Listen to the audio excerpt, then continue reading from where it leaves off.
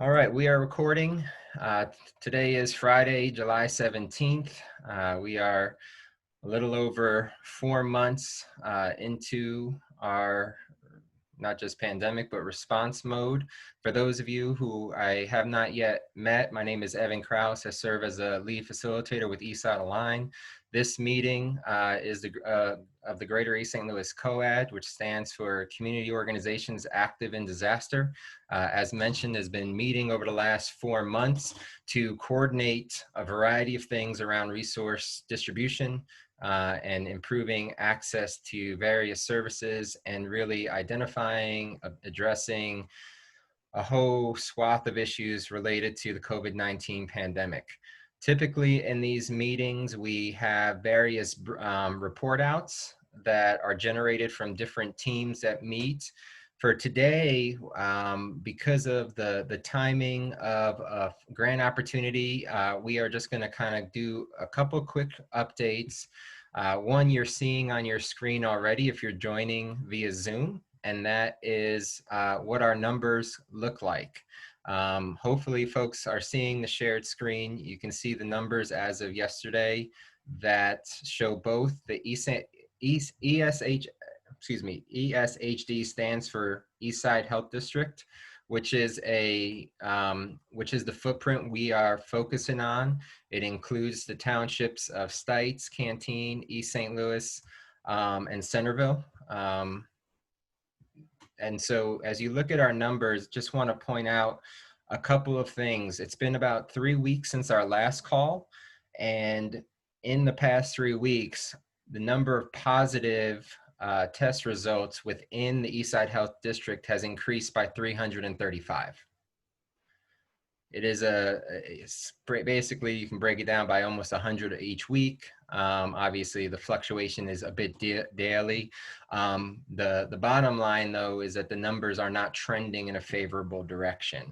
And just, you know, I think many folks are getting briefings on the numbers in different formats, you know, but it's just in any space and place we can be right now, we need to emphasize that this disease, this virus has not gone away and is persisting, and it's impacting our community especially. Within the past 3 weeks from our last call, 6 fatalities within our footprint alone. And so wanted to just elevate the concern, because as we've moved into phase 4 as a state, various folks, you know, perceive that as things are getting better, or we're not any less safe. And so what we just really want to, as all of you are likely already doing, just making sure we're advocating the use of our social distance practices in any extent possible, especially wearing the masks where you can. I am not an expert on these numbers, but I will just share from the last 3 weeks.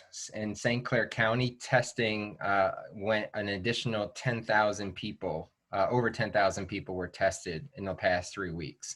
That came back in the negatives. So just want to note that we are seeing more people get tested, which we like to see. Similarly, that I would say in our footprint, it was just under 3,000. So we're seeing more testing, which is good, but we're also seeing more positive cases, which is not as good. So that's a brief rundown on the numbers. I don't believe Sydney Stiggy Coffin from District 189 is on the call. She was in another meeting, but gave me the green light to provide the latest update, which was shared by Superintendent Culver. This is, of course, Superintendent of School District 189. He gave a report at United Congregation of Metro East call yesterday. I see Marie is on the phone, regarding what it's looking like to date in terms of whether or not or how the school will resume in the fall. Last week, the District 189 was anticipating doing a hybrid reopening, which means that they would have about half the kids in school 2 days a week, and then they would rotate to have a different half of kids in school. And obviously that means 3 days a week kids would be doing remote learning. So it's just a way to kind of balance the number of kids in classrooms for preventative and protective measures. Given the recent spike and escalation in our particular geography, at this point in time, School District 189, and I unfortunately don't have the update on Cahokia School District, but I'm sure they are working in alignment. But at this time, School District 189 is anticipating that beginning the school semester, it will be primarily remote learning. So they are not well, no, I said they're planning for everything. Right now, they're anticipating for the safety of our students, for the safety of District 189 staff and the community overall, that we're looking at a remote learning environment continuing. I give that as just an update for folks to be considering, as many of you on this line are service providers, how that will impact the delivery of your services, how that will impact increases in need of various kinds, and how it may very likely impact your staff who live in the community. I don't, I am not an official of the district, so I cannot really provide more Q&A than other than that is the point in time update of what's being considered. It is being driven by the data we went over, and it is subject to change, as with everything is given this pandemic.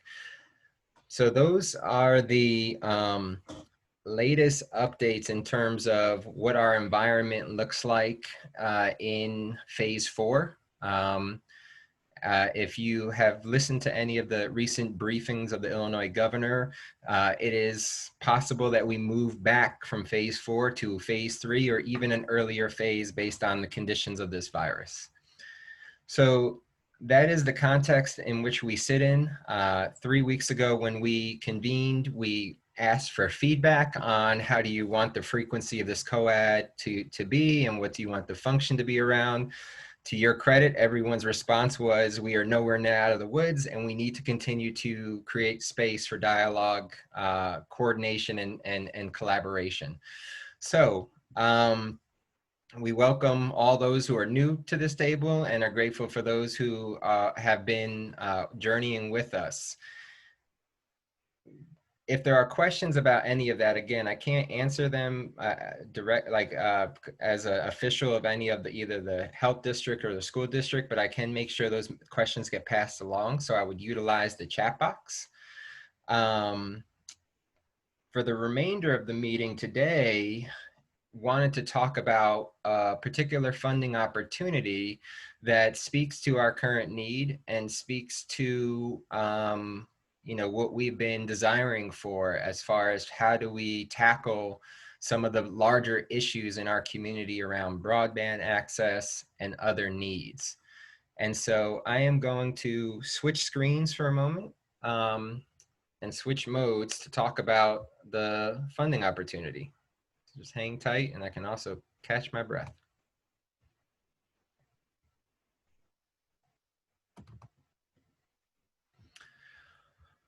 Okay, so on your screen, forgive me, I'm gonna zoom up real quick so you can see the top of this. I will drop this in the chat box as well.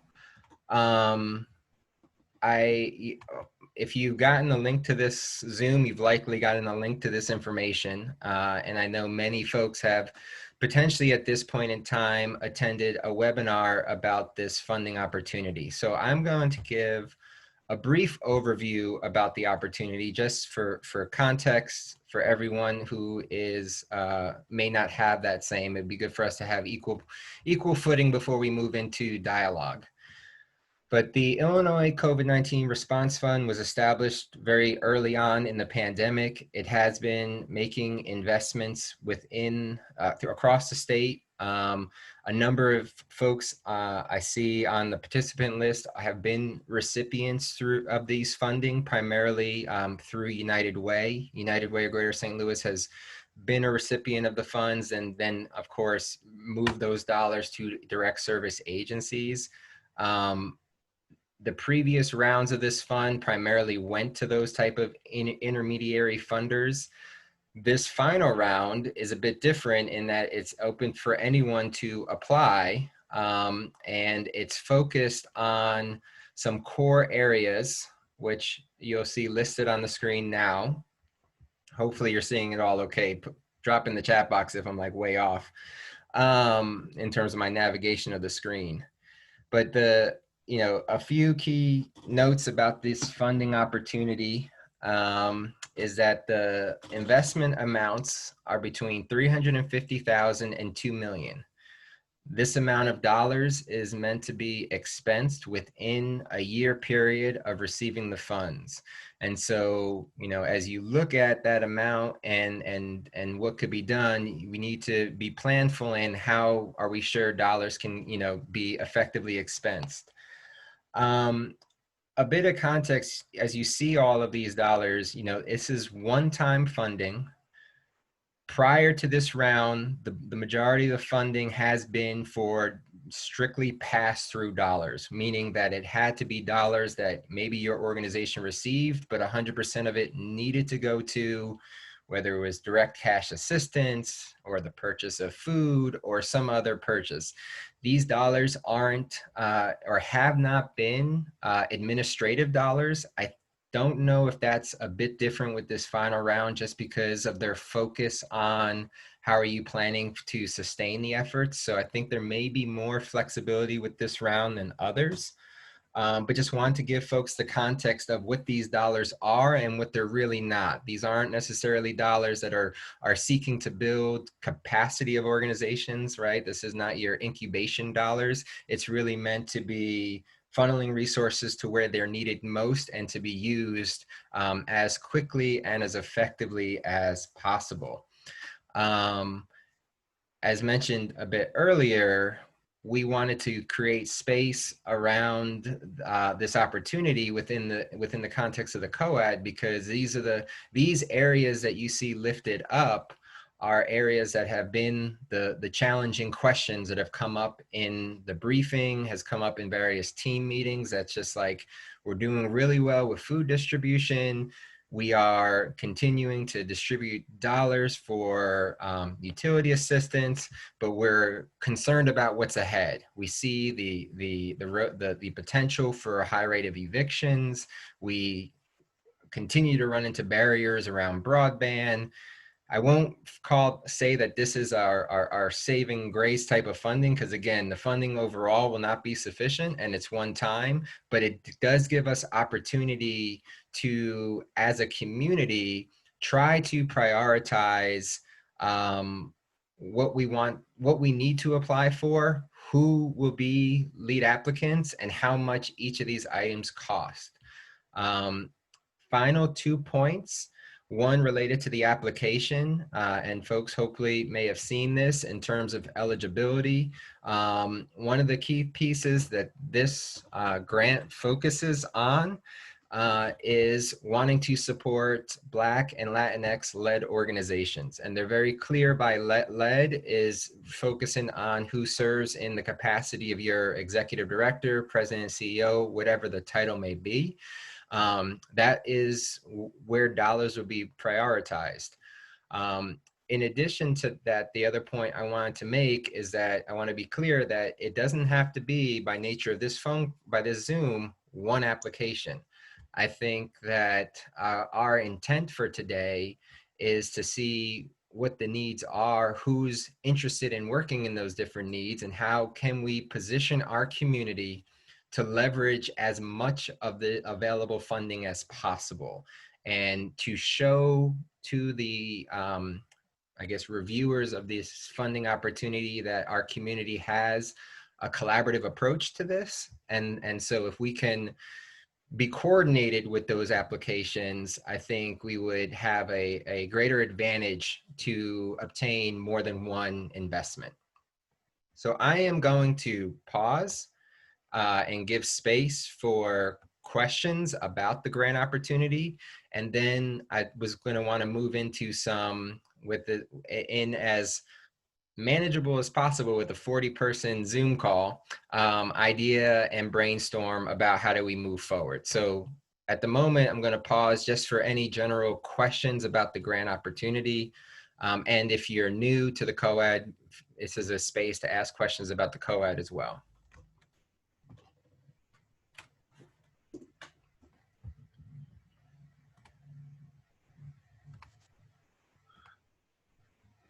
Evan, this is Pastor Rogers. With the grant opportunity, are we looking at focusing that grant in one of those key areas, or are we looking at perhaps having a grant that is multifaceted? So for instance, you pretty much teed up the issue with our remote learning for this fall, District 189, and obviously on a number of the calls, broadband has been an issue. And I don't know that we can probably solve all the issues, but if the grant is going to be focused in one area, maybe we can prioritize where that area should be, or where we want to put the focus. For me, that's a major focus when it comes to the distance learning capabilities of our youth, especially in the Metro East. So, rather than have competing priorities, maybe you're just prioritizing that in a key area, and that's just a thought of mine.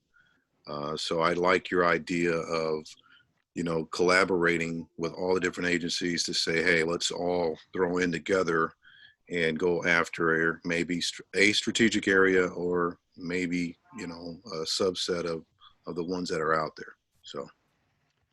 Yeah, thank you, Pastor Charles. My response to that is sort of TBD, to be determined. And what I mean by that is part of it in terms of, is it one application? Is it how many applications? Is figuring out how much do we need in terms of dollars. So it's very likely based on, I forgot to mention that I sent out an interest form to see who had interest in applying for these funds and asked kind of what was your general ballpark. As it relates to broadband and connectivity, based on two estimations, it gets you to almost $2 million already. So I would say some of the focus areas may be one application focus, so maybe a broadband connectivity application. Others, based on funding, may be able to consolidate. So I think the more we can drill down costs and needs, the more we can determine, okay, how many different applications and how do we divide and conquer.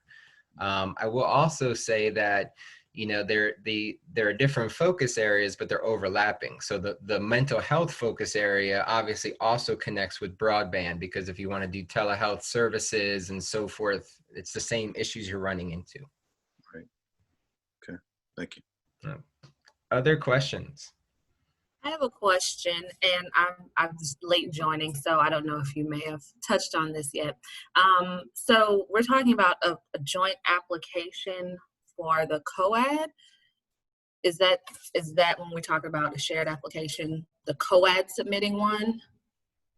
No, it's a good question. So the COAD is not a 501c3 entity. Right. And so really for our purposes today is to provide you all with the space to figure out who is interested, and then determine from there what makes sense from who can be the lead applicant, who can be a partner applicant. You can apply as partners. So there's no limit to the number of partners you apply with. But every application does require there to be a lead. And as mentioned, prioritization is going to those who have leaders that are Black or Latinx. And the other piece that's really, that they're mindful of is like, who has the capacity, they use it in their language, the capacity to absorb that much revenue and be able to move it out the door.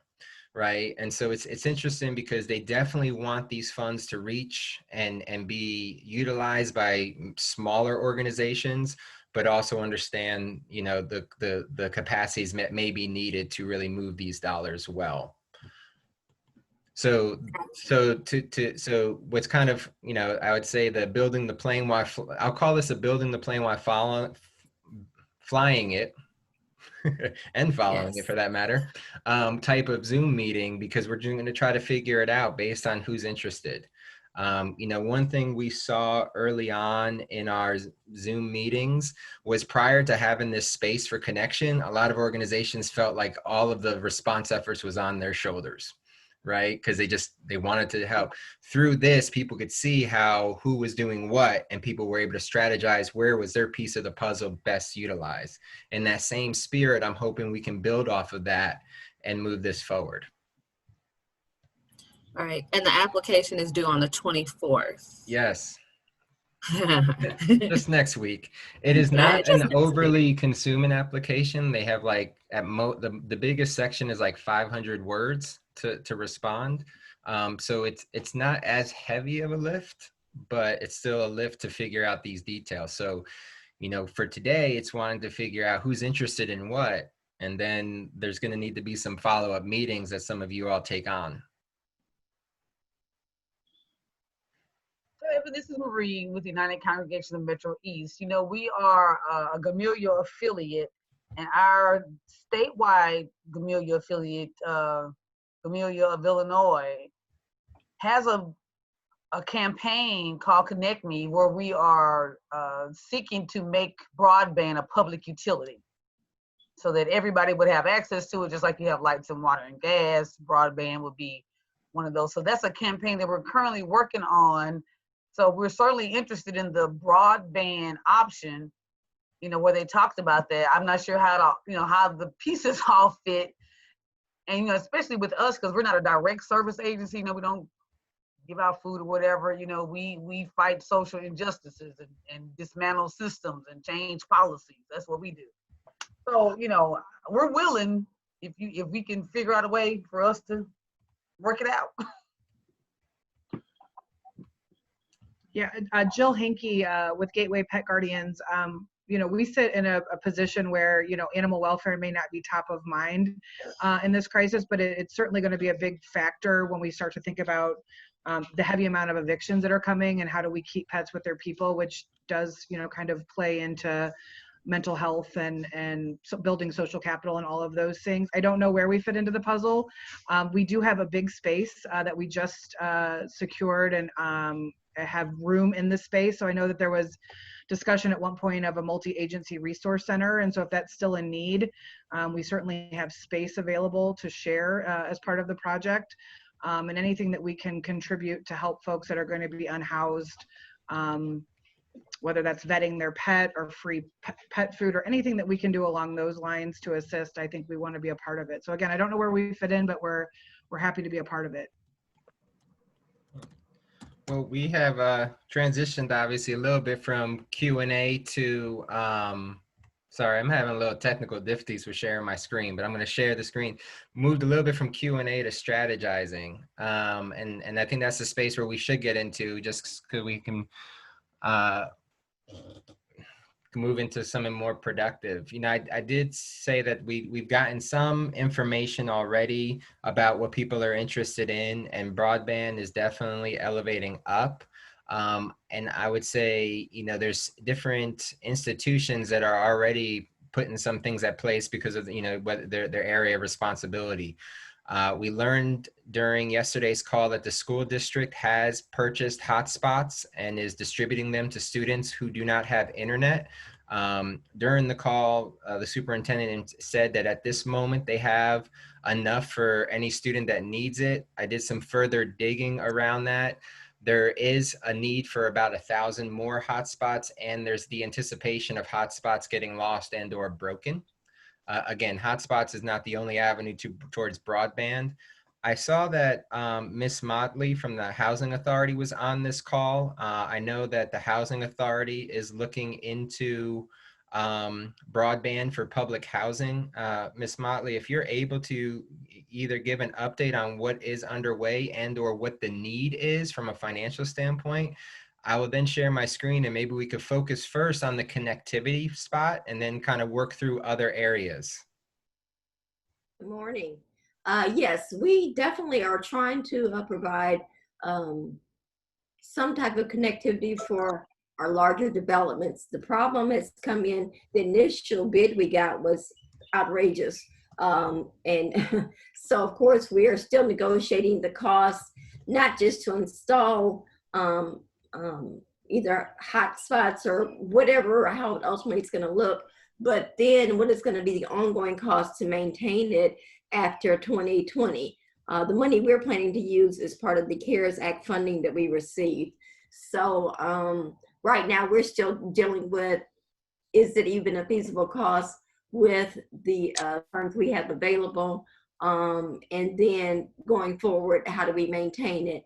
Right now, what we've ultimately come to is where they would provide hotspots throughout our larger developments. So the thing with that is going to be, some people may have better connection than others, depending on how close they are to the hotspot.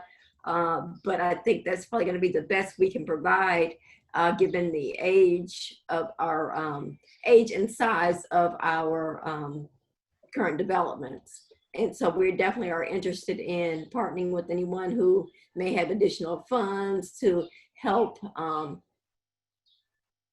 sustain the broadband connectivity after 2020.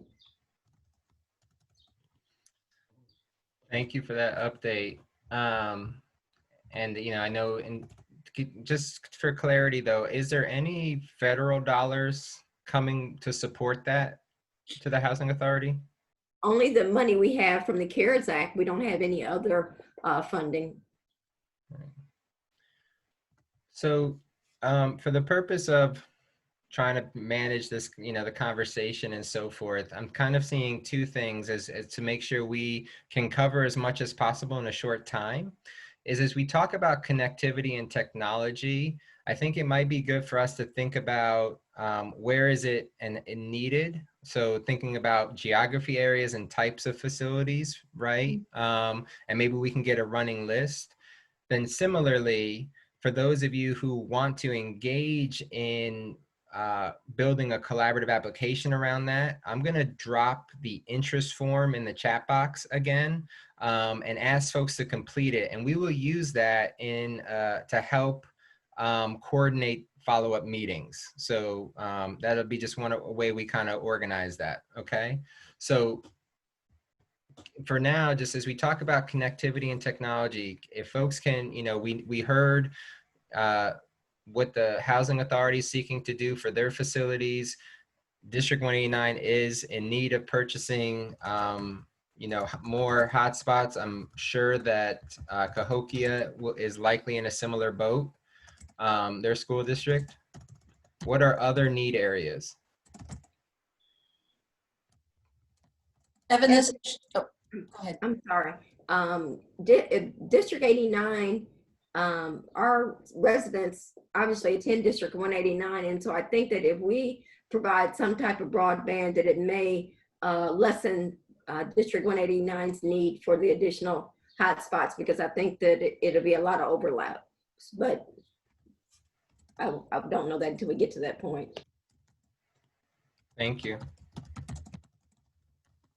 Evan, one need that I see with this that we have is supporting our families as they support their children. So much like what we're doing at the Teen Center with the teens themselves and the other grant we applied for, we are looking into the possibility of providing safe space for our parents to bring their kids to our center during set times, so we could do it in a safe way, where we would be available to help them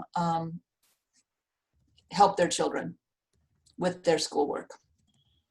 Yeah. Just a suggestion that you mentioned already, Evan, maybe those, because we could probably go on and on with this, those major categories of focus there, beginning with employment and workforce development, connectivity, etc. Maybe the different groups that are on today, if they have a particular interest in one of those, if they could fill those forms out like you asked, and then you could kind of group those and set up those, I guess, subcommittee type meetings, because each one of these, I think, is going to have a lot of detail, and we could probably go deep and wide on each one. So that might be a good starting point, as you already suggested. Thank you. I'm putting the interest form back in the chat right now. Just if you haven't had a chance to fill it out, it would help for scheduling. But that's why I just kind of trying to go through and seeing what are the other big ticket areas. Karen, I see your hand up. Hey, Evan, I just wanted to mention that we've already registered for one of the office time slots with this to try and get some questions answered. If anybody else has, I know that they only have so many slots available. So if anybody has questions about this, I'm happy to ask them during our time period and report back. Great. Can you, well, I know your contact info is already in the chat, but if you could put it in again for folks, just so they can reach out to you if they do want to get that information. I'll put my email address and my cell phone number. And I'd also say, you know, looking for folks, you know, I don't believe that the housing authority is eligible to be an applicant for this because they're not a 501c, or correct me if I'm wrong, Ms. Motley, not a 501c3. It would need it, but they can be in partnership with the housing authority. So I say that from a standpoint of just thinking about who would be a lead in applying for the broadband area. We'd be interested in finding out who's interested. And you could drop that in the chat box or put that in the interest form if you haven't completed it already.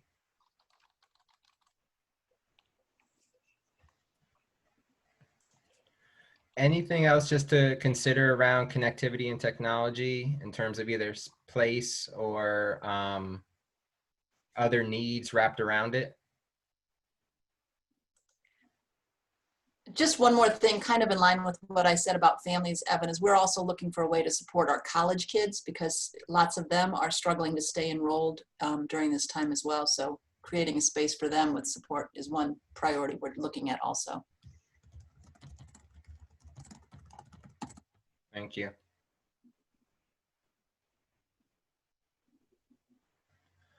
So outside of connectivity, I wanted to just put these things on the radar to see, you know, what are the areas that for you are saying just that you feel still need to be the priority. And I forgot to mention that there are 5 focus areas, but if you look toward the bottom of this page, you're not restricted to those focus areas. So if there are unique needs within the community that you don't feel are reflected in the above focus areas, here's a space to kind of ask what else would you want our community to make sure it's prioritizing.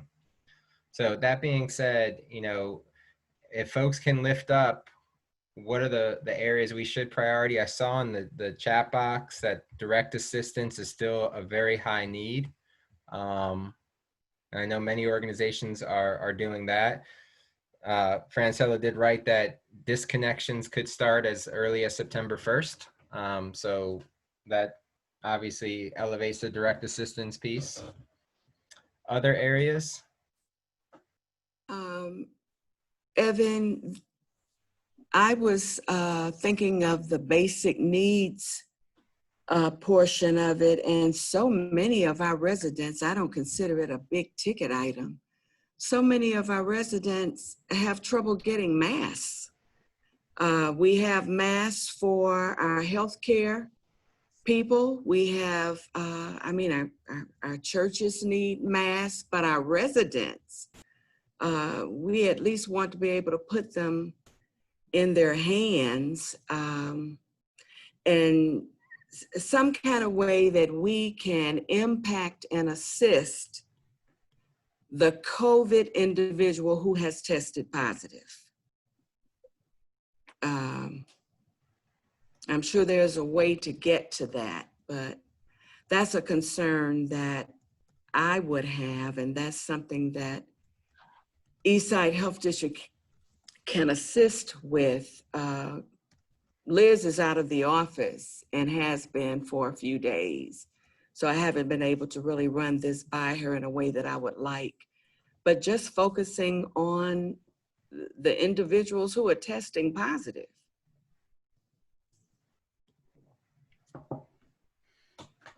Thank you, Linda.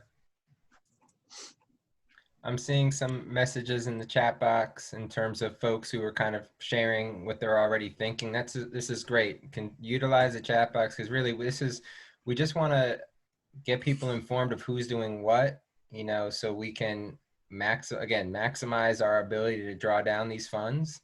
And part of that is positioning, given the unique criteria. Some organizations who may typically fit the mold for these type of opportunities may not fit the mold for this opportunity, but really working in partnership and collaboration.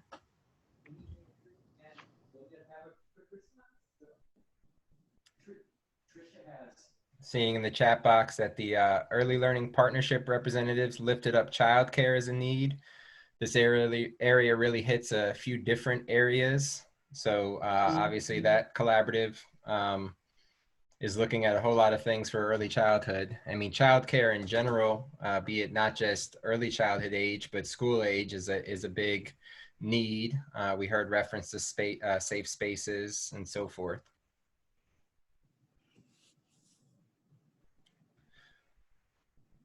So I mentioned that this would definitely be building a plane while flying it.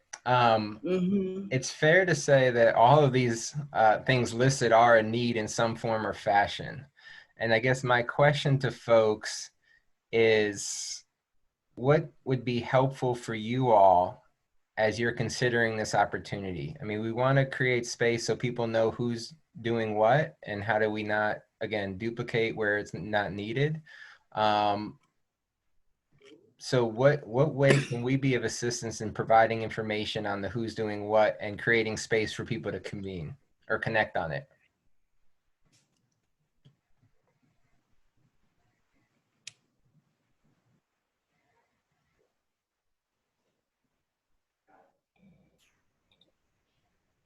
Okay. Evan, I'm really sorry I missed your question. My sister-in-law was calling me. She's just been diagnosed with COVID, unfortunately. I'm sorry to hear that, Karen. Me too. My question was acknowledging that we probably can go down these lists and spend the rest of the time just figuring, but the reality is all of these to some degree or another is a need. The key question is how can we best assist all of you in coordinating how you want to coordinate? And the only way we can really do that is if people know what each other's thinking. Trish's other question. So that's the thing, is how can we best support you? And I think the information sharing in the chat box is really helpful, but you know, we are happy to help coordinate utilizing our Zoom for further discussion and working on the applications. We're also happy to, if folks feel like they're gonna be just, you know, it's quicker and easier to apply on their own. We just wanna, again, position community for success in this. So For me, if you, I don't know, if you gather the information from the applications and then kind of group them, whether we do a specific call for each one of them separately, or at least share the information of those groups that are interested in collaborating, then we could possibly convene a meeting specifically for those particular areas and kind of work on it. So I think from your question, I say just getting the information of who is interested would be great. And then either setting up those calls with each individual focus area, or at least sharing that information so that those groups can get together and work through it. That's my take. Thank you. Others? Evan, it's Joe. I was kind of thinking along the same line of maybe doing a spreadsheet of like, this is a focus area, and if you have identified groups that are interested in passing that out amongst this group so they could kind of contact each other and work together.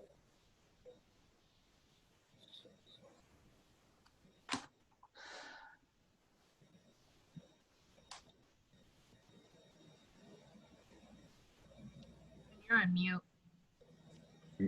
You're muted. You're muted, Evan. Probably better that way. I think I've talked enough to that in this call. Definitely, we can definitely do that. You know, the challenge would be just making, you know, without having everyone completed the interest form, I'll, you know, try to make things as open as possible for the different categories. The area where we really would need folks to step into is who's wanting to play a lead applicant role for any or of the focus areas. And that's something that maybe outside of the form, if you could email or drop in the chat box that that your organization is willing to serve in that role, that would be helpful to know, because it's going to take many hands on deck to get this coordinated in a short fashion. The other option too is, there's only a sampling on this current call of who's been engaged, and we do have a good sense of who's done what over the last several months too. So we can also not just look from the interest form, but look from other efforts that have been leading in different ways and defer from there. The key piece is trying to keep it as open for folks to engage in, and not be indirectly selective, if you will.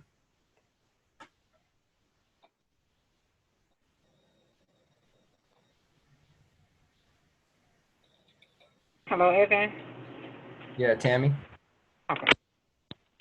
Okay. So one of the things that I was thinking about just uplifting as this opportunity presents itself is, as you mentioned, as these housing moratoriums are being lifted, many of our families are going to experience homelessness. And we know homelessness and housing issues, that was pre-COVID-19. And just thinking about like the truancy review board hearings, and the fact that last year was about 3,000 kids identified by the Regional Office of Education as facing some level of housing insecurity. So maybe, I don't know, considering the timeline is really fastly approaching, but maybe there is an effort to get some of the school districts with the homeless liaisons and possibly the Regional Office of Education to support, I don't know, I'm just throwing this out there, but to support some type of financial something so that families can have maybe a first and last month rent kind of deal, because I know that, again, we all know that housing has been a huge barrier, and when families are not housed properly, that affects everything. That affects the kids' ability to go to school whenever it's going to open, the family's ability to be safe, and everything else that we desire as young people are able to thrive. But I definitely think uplifting that housing piece is going to be critical for the months ahead. That's it. Thanks, Tammy. And I hope folks have been checking out the chat box, just answering some Q&A and seeing who's interested in what areas.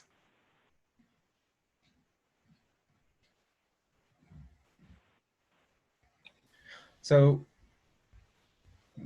being mindful of time and thinking about maybe coming up with some agreements for next steps based on feedback received so far is one. I heard that utilizing the interest form responses, as well as just kind of membership roster on other teams, set a couple different meetings, which will be like Monday or Tuesday, where folks can actually move forward on seeing about collaborative applications. That'll be an action item for us to work to get out. Given the nature of this, we are not going to be able to do much polling on what's the best time to meet. So we're going to put some times out to create the space. And if folks are able to align their calendars accordingly, that's just what will be needed. Secondly, what's already been done, I would say also do again, is if you are an organization that is already planning to apply for this, let us know what you're applying for and where it's hoping to target, and whether or not you want others to be added on. It's not a requirement for for it to be collaborative applications. It's just thinking about how to make this work and how to make this be as effective for our community as possible. So that would be the action on our end is to set up a few different meetings that are per focus area to develop applications. And the ask on your end is if your agency is already considering to apply and or willing to be a lead applicant, please communicate that, because that'll be very helpful in the next steps. Are those things we can all kind of agree to? Well, seeing head nods. Any other ideas and or requests?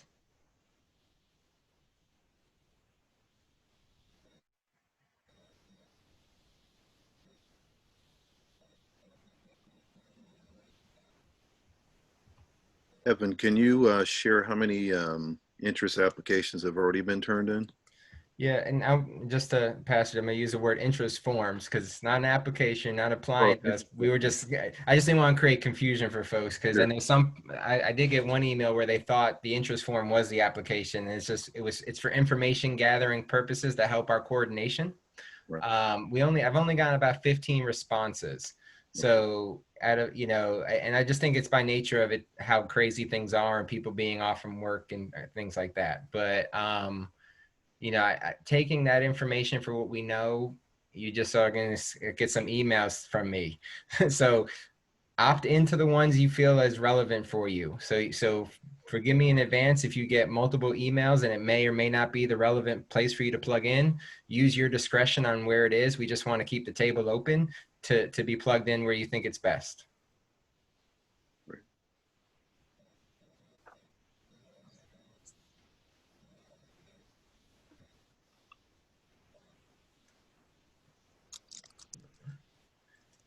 So just again, want to direct people's eyes to the chat. There's some good information being passed and some ideas in terms of technical assistance and stuff.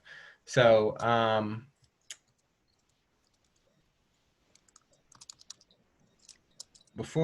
have a kind of a closing ask, but before we move to closing, just want to give space if there's any, again, questions or ideas related to this opportunity.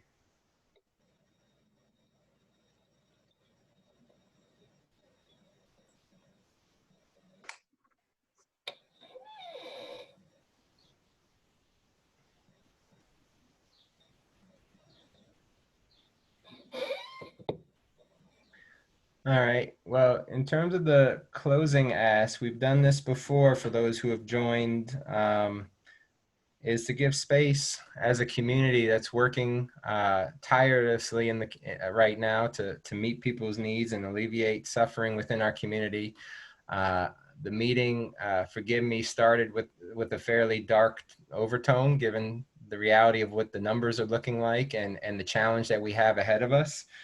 But we've talked a lot before about where there is darkness, there is also light, and that we can choose where we put our eyes and our energies towards. So I'd love to give space for people to share one or more things that gave them hope in this past week, and that you feel that you want to just lift up as part of to this community. Evan, I would like to jump in and just really just kind of provide some gratitude for the COAD calls and all of the people here. I'm looking at a lot of people that are very good at what they do and a lot of people that I really respect here. And I think this is a really excellent opportunity for us to kind of show that we do kind of have it together as a community and we are, putting our citizens first. And we can be really effective with this opportunity. So I hope that we can continue to collaborate and be effective and efficient in the way that we service our community. But I'm really grateful for the COAD, and it gives me hope. Thank you, sir. If anybody has any questions that they want to have asked during that office time that we already have scheduled with Trust, give us a call or give me a call rather, or drop me an email, and I'll be sure to try and squeeze that question in and report it back out. Evan, the other thing I put in chat you may not have followed is if you've got to schedule multiple calls at the same time, you're welcome to use my Zoom account to facilitate that. Thank you. My happy news was seeing that they're close to having a vaccine ready to market. Apparently, whatever they're injecting folks with is producing the antibodies that fight the COVID virus. That's great news.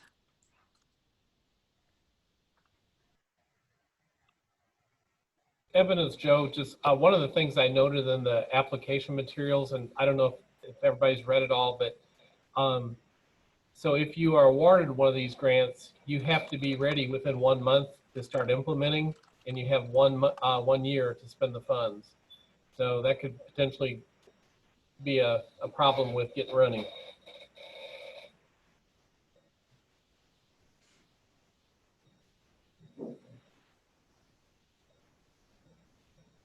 So we're doing a mix of Q&A and info about the grant and some stories of hope. I'd love to, if folks could share a few other things that gave them glimpses of hope this past week or two.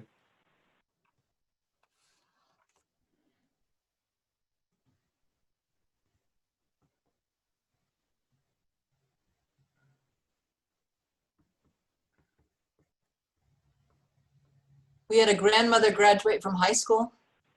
That's pretty exciting. That's awesome.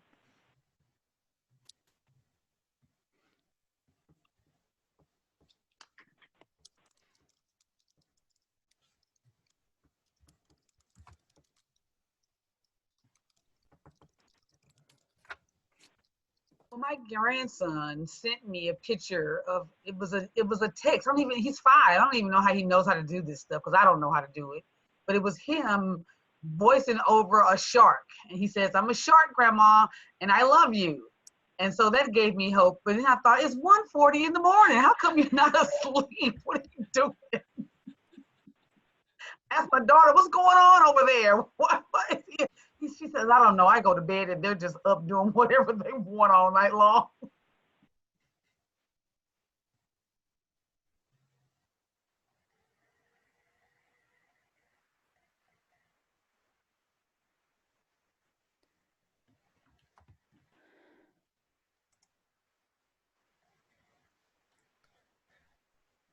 You know the term, the compliment sandwich? You can see that. So the majority of folks on the screen where it's kind of like you size it up, you give something, some good news, you give the hard news and the good news. Well, I think this briefing is a little bit of the reverse of that. Where it started heavy, trying to integrate the spaces of hope. You know, and I would still continue to offer, you know, if you need hope, look in the mirror. Because what each of you are doing during this time, even though if you look in the mirror, you're gonna look probably a little tired because you've been putting in a lot of hours. You all continue to give me hope and this work hope and seeing all the incredible things that are being done. In terms of my comment about the reverse compliment sandwiches, I do want to acknowledge the heaviness that we're feeling, not only related to COVID-19, but our community is grieving in various other ways right now. Most, if not all of you are aware that we lost a 4-year-old within our footprint within the last week. And also violence has spiked up where I believe it was 6 fatalities within the last 5 days. So I don't mean to end with closure on that, but just want to end, you know, as a community acknowledging the grief that we feel and that we see related to what's going on right now. And so I continue to have to rest in the fact that hope and grief can coexist, and that the works that we're doing is meant to make a change for the better. This investment opportunity is a one-time opportunity, but it is an opportunity for us to pull in all that we have desired to do, and so to whatever degree we can reflect that in whomever applies. We're going to work to do that over the next week. And beyond this application, as we, in light of the news of what School District 189 is planning for, we'll find out what District 187 is looking at, and we will need to start, planning accordingly as a COAD as we prepare for that as well. So however we not only can balance our grief and our hope, but balance our self-care and the tenacity that's needed for this work. Please keep each other in thoughts and in prayer, and be on the lookout for some emails from me. Other than that, it's 12 o'clock and I try to be honoring of your time. And so we will close. I apologize that this meeting was a little structured a bit differently, and maybe not as clear cut, but we got our action steps. I'll be emailing with some meetings. Y'all, if you are stepping up in any way with this application, let us know, and then we just want to help people move this forward. So have a good day, y'all. Good weekend. God bless you all. Appreciate it. All right, thanks, Evan. Thanks, everyone. Bye, everybody. Bye-bye.